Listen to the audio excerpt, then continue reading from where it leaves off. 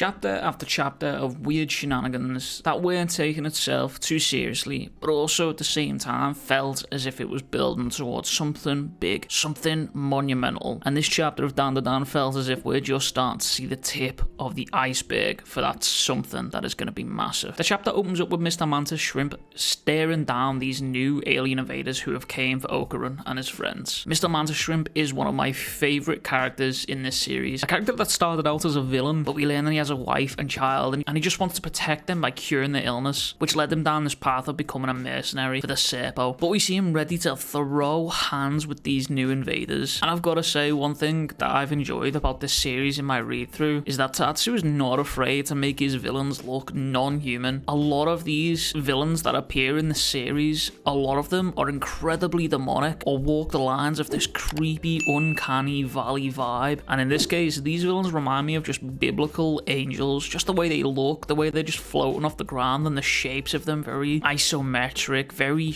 just non-human, just really creepy looking, weird alien designs. Nonetheless, they all back off when Mantis Shrimp is on the scene, and we see Okurin absolutely decimated from the invaders' attacks, who managed to get away with his ball. I've only caught up to this series last night fully after 2 days of binge reading, and I want to say how having a manga revolve around a boy trying to get his balls back was not a story that I'd ever thought I would buy into in my lifetime, but somehow here we are. We switch over to Ayase working her job in the maid cafe, entertaining a bunch of horny old dudes, firing a pretend Kikoho at one of the guys at the table.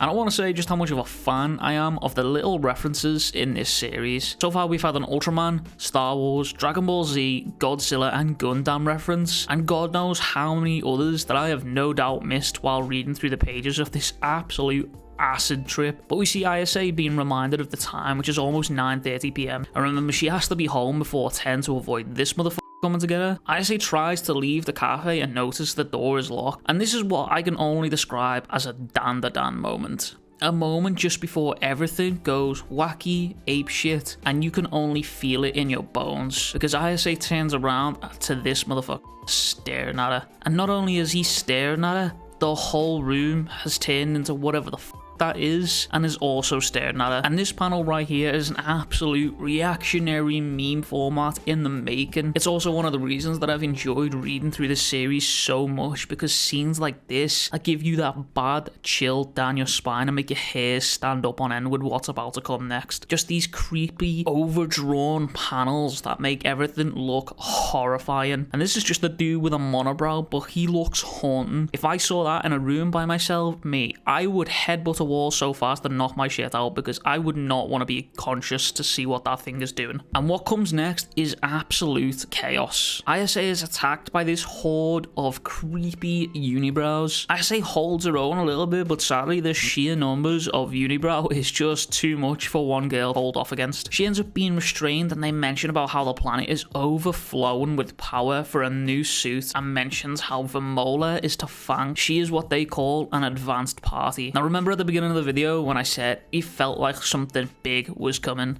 Every fight in the series is slowly ramped up in intensity and destruction, and the power of these beings that keep appearing are increasing tenfold each and every time they appear. The scale and the destruction of the fights that take place as we progressively get closer and closer to chapter 100 just seem monumental. And just as these unibrows are about to do some nefarious shit to Ayase, they get absolutely launched across the room, absolutely decimated by an unknown force who says, "This will not do, that object belongs to us." And then it's revealed that it's none other than one of the Serpos, looking absolutely fucking diabolical, standing ready to seemingly defend Ayase. And it's not made clear whether the object he's talking about is the drill tool they were using to drill into Ayase, or whether he is talking about actually Ayase herself. But either way, this chapter was as wild as one could expect from Dandadan, and I'm glad I finally got to read this series. But that is all from me, and if you enjoyed this review, make sure to like, comment and subscribe. And if you want to support the channel even further, consider becoming a member, as it truly